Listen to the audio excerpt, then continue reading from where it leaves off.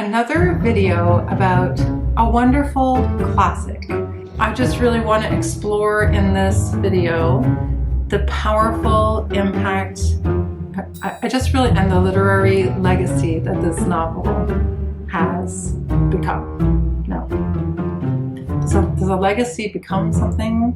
I had scripted this.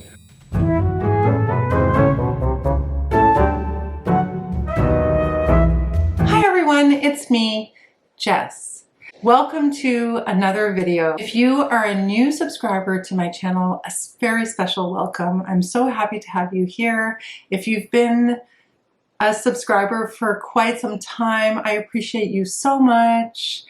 And just a little note to say that if it wasn't for people's interest in watching my videos, I wouldn't really be motivated to make these videos. So thank you so much for watching and commenting and liking and subscribing.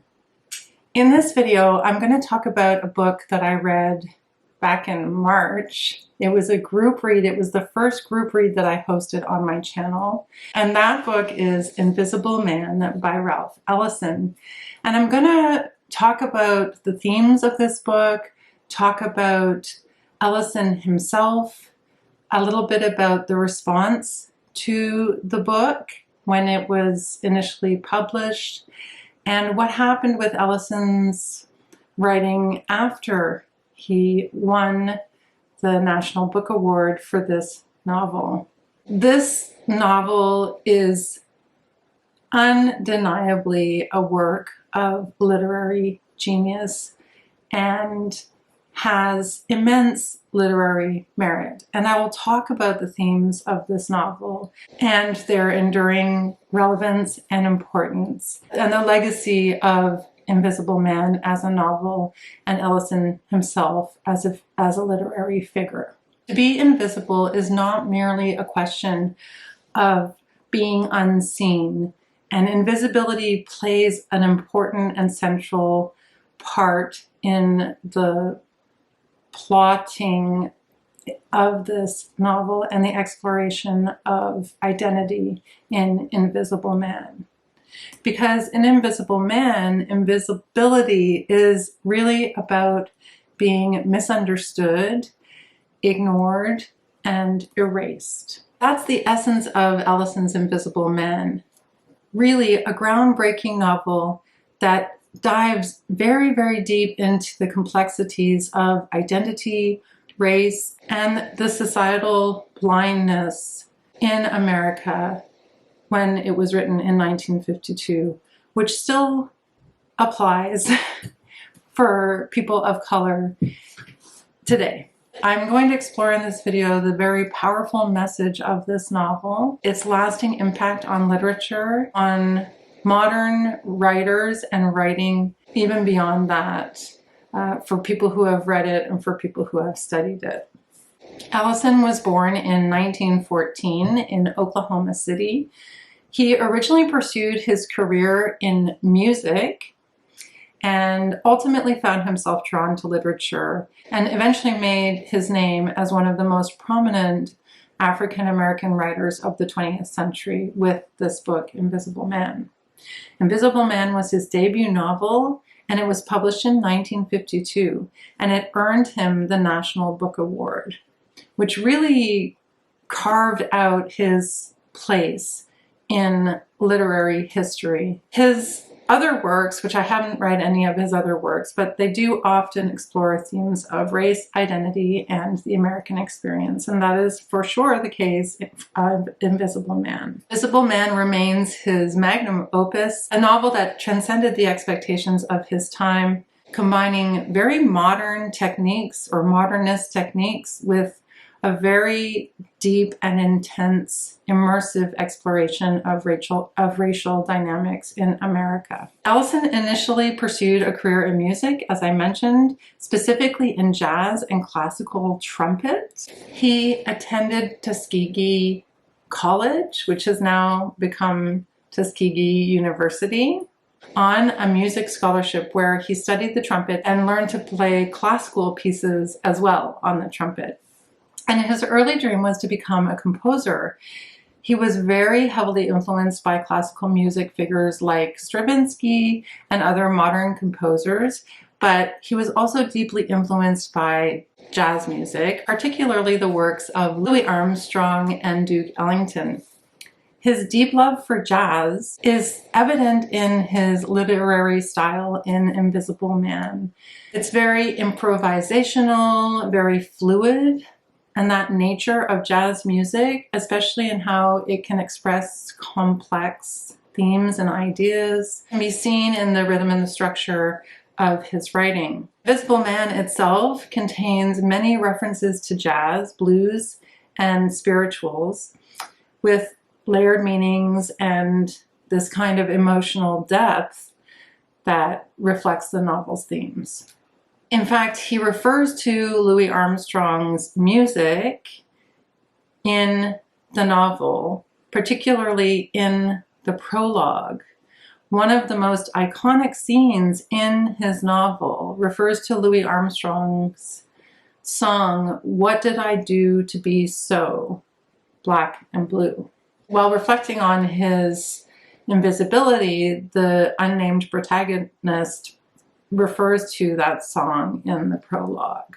It's a jazz standard, and it speaks directly to the themes of racial identity and suffering that become the themes that are explored in the novel. Here's a key excerpt from the prologue where Ellison describes the narrator's experience while listening to Armstrong's music. "Perhaps I like Louis Armstrong because he's made poetry out of being invisible. I think it must be because he's unaware that he is invisible, and my own grasp of invisibility aids me to understand his music." So in the prologue where he's listening to Armstrong, he seems to describe an experience, or he seemingly describes an experience of being able to somehow, through Armstrong's voice and trumpet playing, break the boundaries of time and space to see more deeply into his own condition and that of the world around him. Armstrong's song, especially the lyric about being black and blue, underscores the pain and alienation of being invisible in a society that judges people based on their race. So this connection to jazz, particularly through Armstrong, is really important because it reflects the novel's improvisational, fluid narrative style and its engagement with African American cultural norms of the time.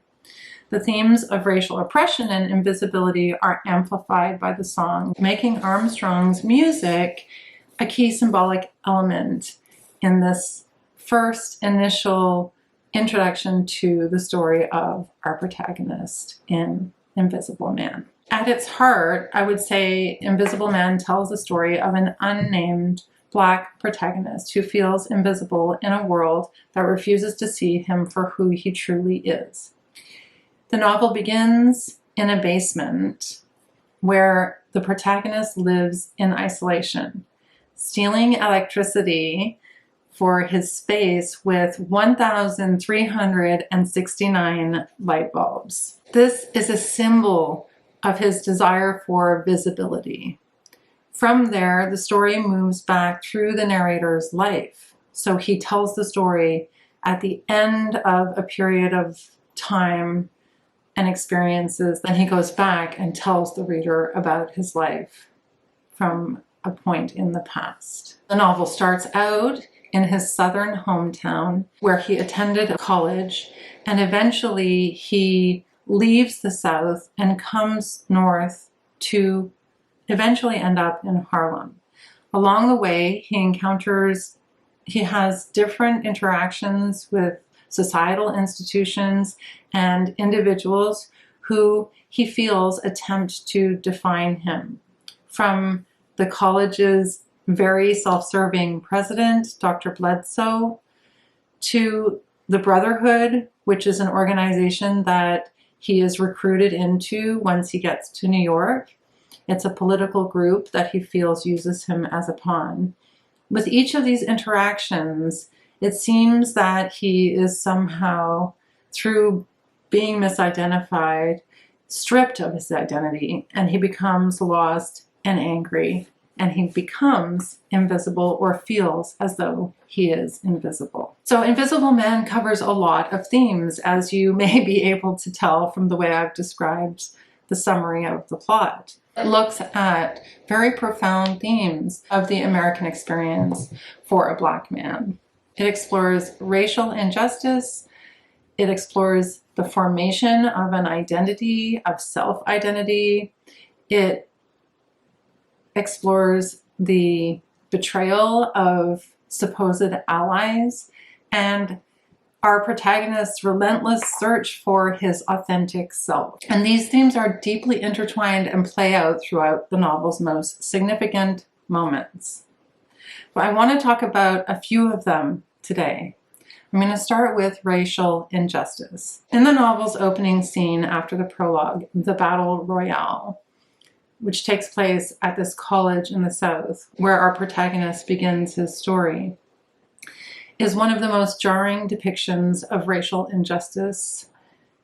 The protagonist is invited to give a speech to a gathering of the town's white elites, only to be forced into a brutal, degrading fight with other Black men for the amusement of the audience.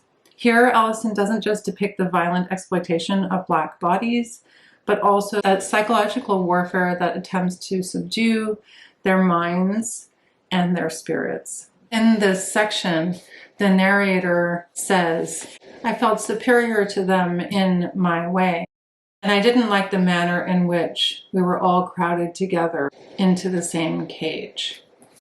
So Ellison, in this moment, makes it very clear that our protagonist, though well-educated and ready to please by demonstrating his intelligence and prove his value and worth to the college and to this white audience by giving his speech, is seen by them, i.e. society, as nothing more than entertainment for this racist society. His hopes of being recognized for his intellect are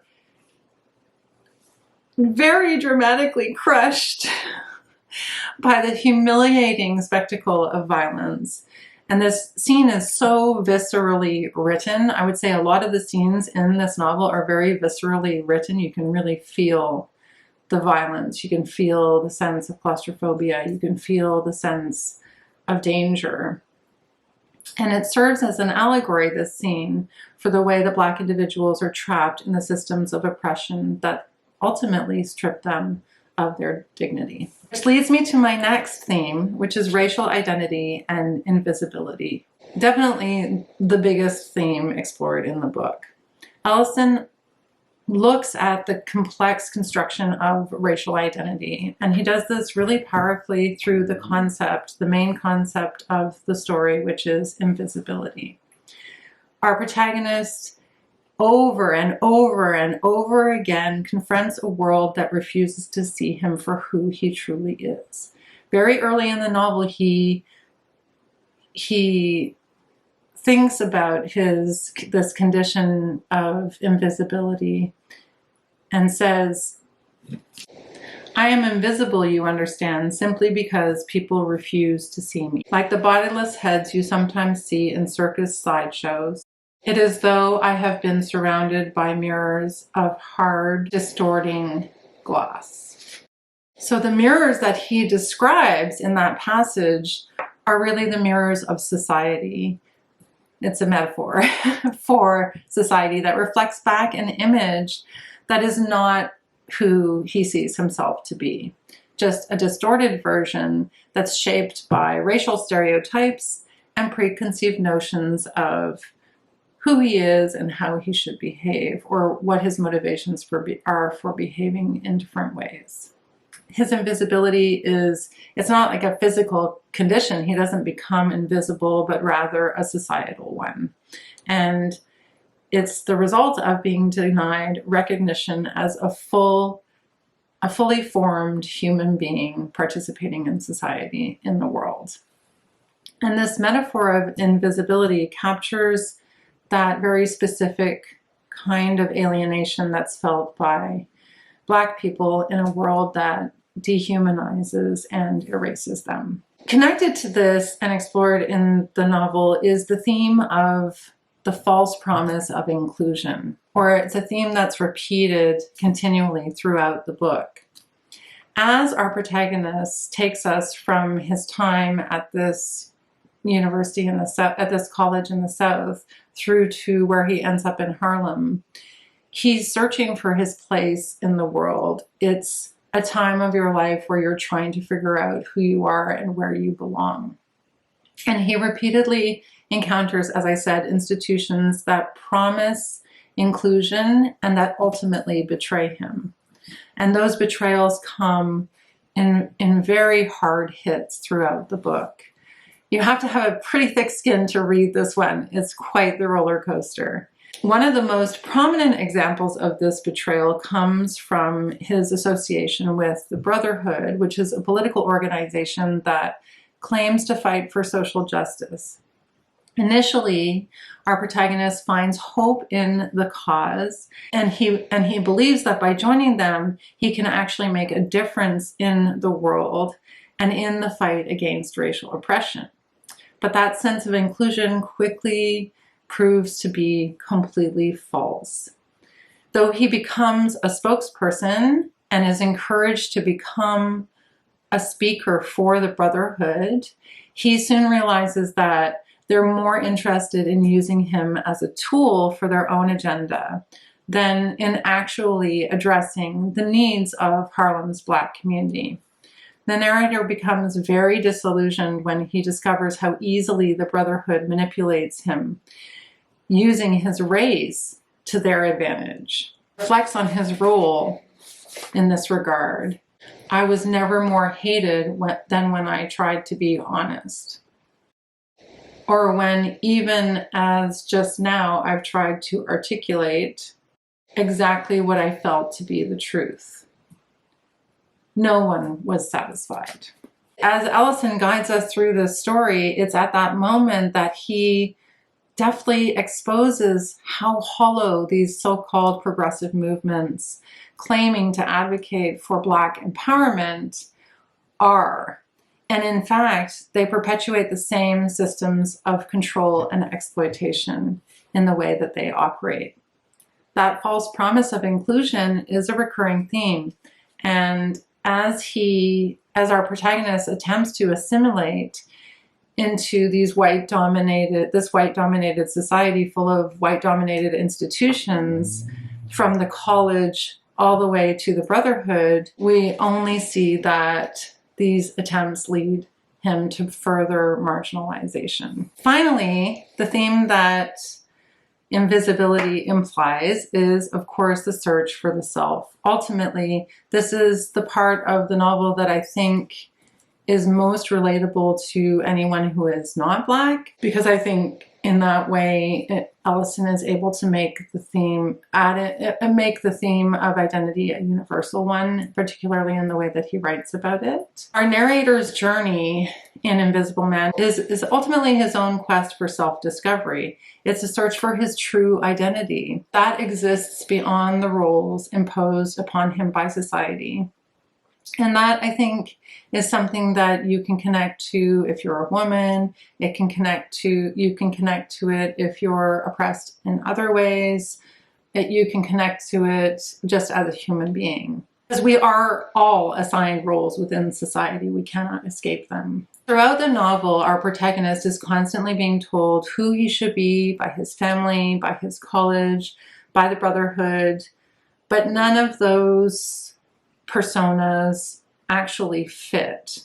And by the end of the novel, he comes to this very powerful realization about his own existence. In the epilogue, he says, "When I discover who I am, I will be free." So in that closing line, Ellison really emphasizes our protagonist's ultimate freedom lies not in the acceptance of others, but in his own understanding of who he is. And so this self-actualization is bittersweet in a sense because our narrator chooses to withdraw from the world that refuses to actually see him. But there's also a note of hope at the end of the novel, the hope that embracing his invisibility, he can begin to define himself on his own terms. By exploring these themes, Invisible Man really forces the reader, or really confronts the reader, with the harsh realities of, as I've said, racial injustice, the fragility of identity, and this false promise of equality and inclusion that our society offers us. Our protagonist in the story, he might be invisible, but his journey really shines a light on the inner turmoil or torment that's faced by anyone who's marginalized in society, but specifically by Black people in society. And ultimately, it's a call for a change in that. So a cry for visibility, you could say, and a declaration of individuality in this world that tries to dictate to us who we should be. Another hallmark of Invisible Man that is very powerful is the way that Ellison uses surrealism in his novel. And I wanted to explore that a little bit in this video as well. Although the novel is really grounded in the theme of racial injustice and identity, Ellison really does use surrealism to intensify the emotional and psychological landscape or terrain of the novel. And so by distorting reality in different parts of the book, and that's why I say it's a bit of a roller coaster, he forces us, the reader, and the protagonist as well, to really confront the absurdity in different situations, the chaos in different situations, and that those things, the absurdity and the chaos of the world, really denies us our own humanity. And these surreal moments serve often in the book as metaphors for the protagonist's own alienation and confusion, as well as the larger societal madness of racism. A couple of different parts in the story where surrealism is used and how it's used. So for example, surrealism as invisibility in the prologue. Because the prologue immediately thrusts the reader into a very surreal space, the narrator, our protagonist, lives underground in a basement, and he's stealing electricity from the city and illuminating his space with this 1369 light bulbs, an almost grotesque dreamlike image. I'll put an image. This is a great image. So this fantastic image is by Canadian photographer Jeff Wall. This photograph is based on the novel. It describes the opening setting of the book, and I believe it's on display at the Museum of Modern Art in New York. So this image and this setting that's so well described in the novel is almost grotesque, like dreamlike. It's image of his having this desperate desire to be seen in a world that refuses to see him, but he's living in a situation that's really an exaggerated metaphor for his invisibility. And it is rendered in a way that feels really fantastical and out of step with the physical world. I myself, when I first read the prologue, was questioning the sanity of the protagonist, like how much of his sanity is left, and how does living in a world that you feel unseen in affect your mental health, for example, which is a whole other way of exploring Invisible Man that I'm not going to talk about for today's video.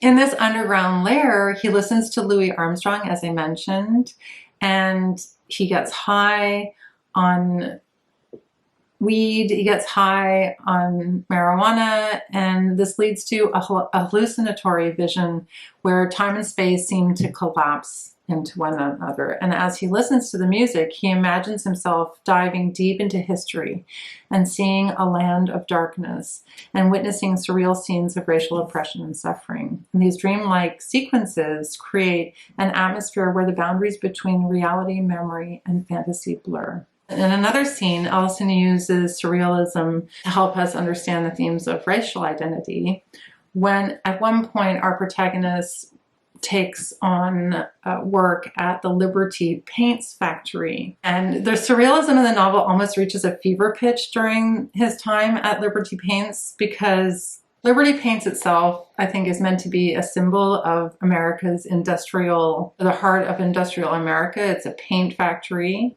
and it prides itself on its optic white paint, which is an allusion to the racial purity of whiteness and the erasure of blackness. The process of making this paint involves adding a few drops of black liquid to create the whitest hue, a bizarre and absurdly symbolic contradiction. The exaggerated nature of this scene really highlights the surreal logic of racial identity in America. So that the idea being that whiteness depends on the denial yet incorporation of blackness. So the surreal atmosphere really intensifies for us through the Liberty Paints section of the book, when our narrator gets injured in an accident at the factory and is sent to a hospital where he undergoes a really strange and very, very dehumanizing procedure. It seems like it's a lobotomy. He's strapped to a machine. He experiences what he says feels like an electric rebirth. Doctors seem to be using him as a guinea pig. They treat him as a nameless, invisible patient and even object in this really bizarre scene that is very nightmarish.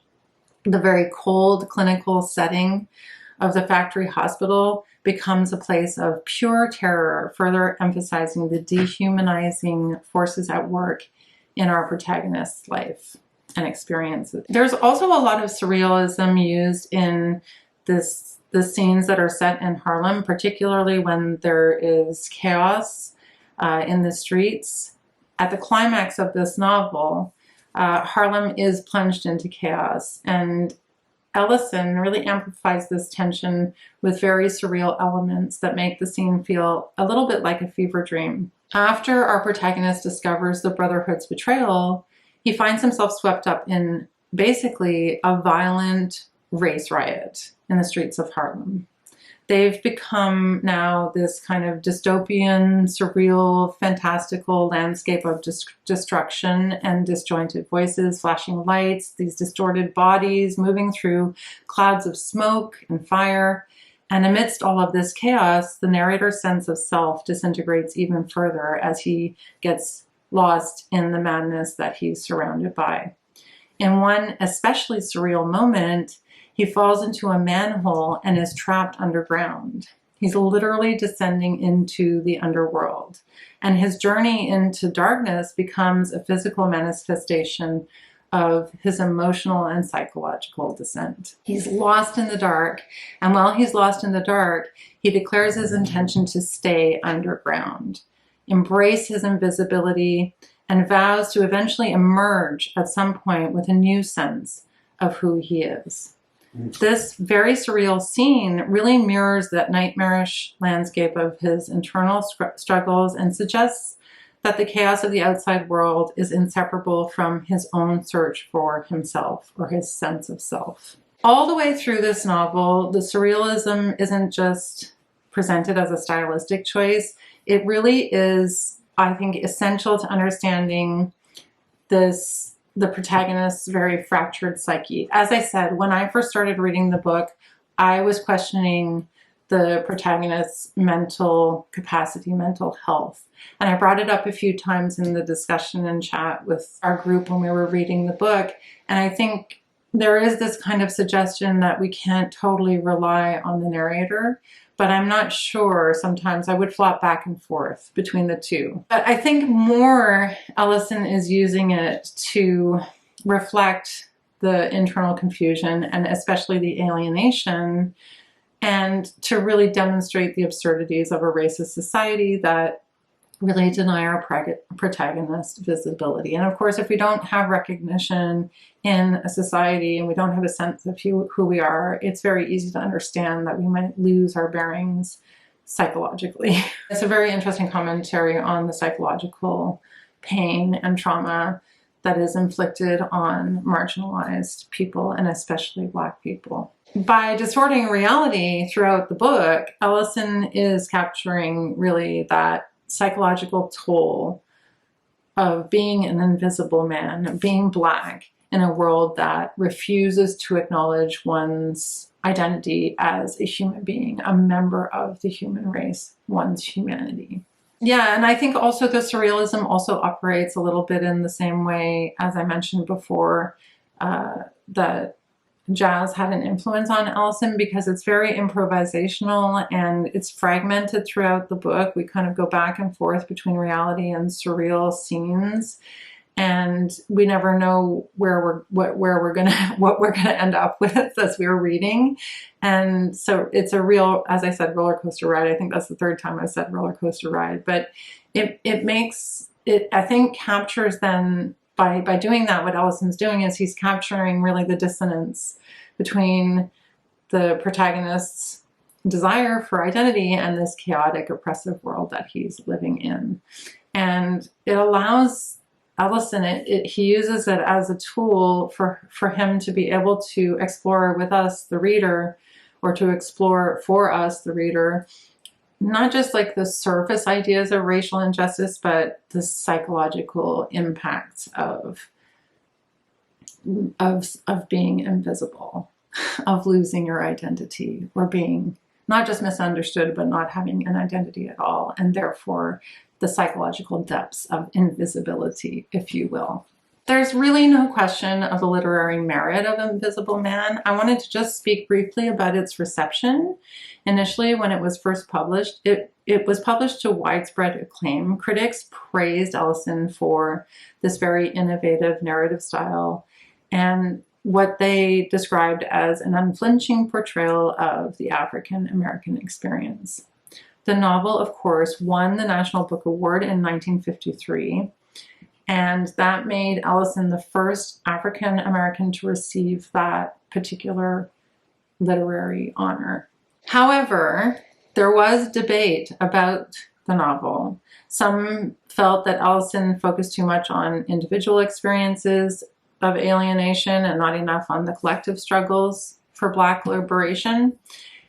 But I would say that despite this, from what I've researched, the novel quickly gained a reputation as one of the great works of American fiction, deeply influencing discussions, particularly surrounding race and identity. Which leads me to Ellison's legacy. So now, more than 70 years after Invisible Man was first published and won the National Book Award, it continues to resonate for people. It is often taught in classrooms across the world and has inspired generations of writers, scholars, and activists. Ellison's exploration of invisibility and identity paved the way for a deeper understanding of how race operates in America and in other parts of the world. And his influence can be really seen in more contemporary discussions about systemic racism, police brutality, and the ongoing fight for civil rights. This work, I think, remains an important work, a kind of a guidebook, you could say, for talking about how marginalized individuals navigate a world that often refuses to acknowledge them. And as I said, he's had a profound influence on many writers across a whole lot of different genres, especially those dealing, of course, with race, identity, and social justice. Some of the key writers that have spoken about being influenced by Ellison or have outright named characters in their books after Ellison, or talked about the themes in similar ways. Toni Morrison, for example, acknowledged his influence on her, particularly how he explored the complexities of Black identity in America. James Baldwin, I think what I found in my research is that James Baldwin and Ralph Ellison had kind of a contrasting maybe views on race and literature, but there's no question that Baldwin was influenced by Ellison's work. They both tackled the same themes about identity, but they just took different approaches. So Baldwin's essays in particular, I haven't read them, but What my research found was that particularly the essays often responded or engaged with Ellison's ideas. And his novels like Go Tell It on a Mountain, which I have read, and Another Country carry forward those themes of Black people grappling with their roles in a racially divided society. Colson Whitehead, Pulitzer Prize winning author, right, has acknowledged that Ralph Ellison has had a major influence on him. The blending of realism, symbolism, and modernism can be seen in Whitehead's work, which often uses speculative elements and historical settings to explore race and identity. There are more. Saul Bellow, Paul Beatty, Junot Diaz, Ta-Nehisi Coates, Percival Everett. Percival Everett, I think, has a character named after Ellison in Erasure, although I haven't read it yet.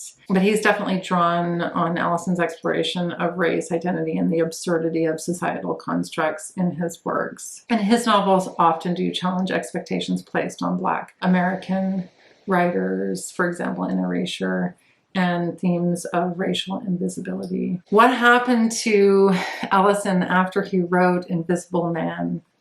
So I researched this at quite great length because I wanted to read more books by Ellison, and sadly, he did not finish his second novel. He famously worked on a second novel for over 40 years, but it was never completed during his lifetime. There was actually a fire in 1967 where most of his manuscript was destroyed, and that really set him back.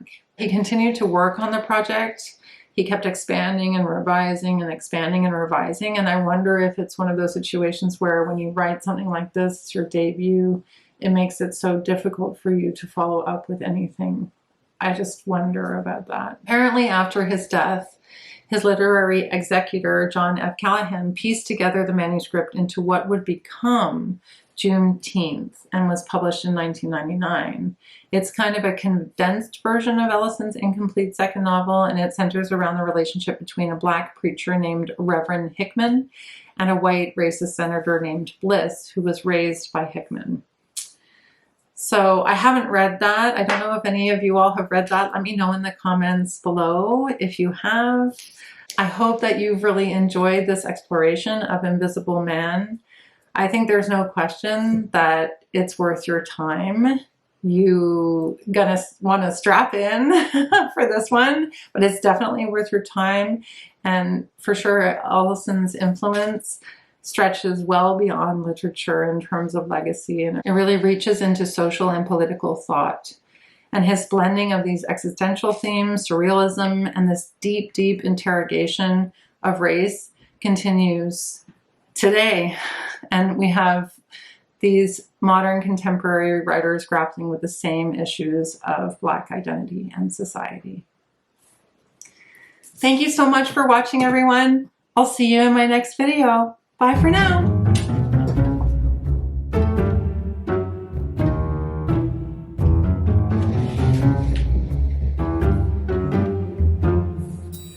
It's like my head is cut off. I don't want the head to come off. Let me just lift up a tiny bit. Just a smidge. That should be good. No, just a smidge down. Oh no, that's not a smidge down. Come on now. Can we just have my head in the frame? That would be great. This is good. Thank you so much. A special welcome if you are a new Tuskegee. Is it Tuskegee or Tuskegee? What do you say? Tuskegee, Tuskegee? But they're both grappling with their role, the roles in a racially divided. They're both dealing with the.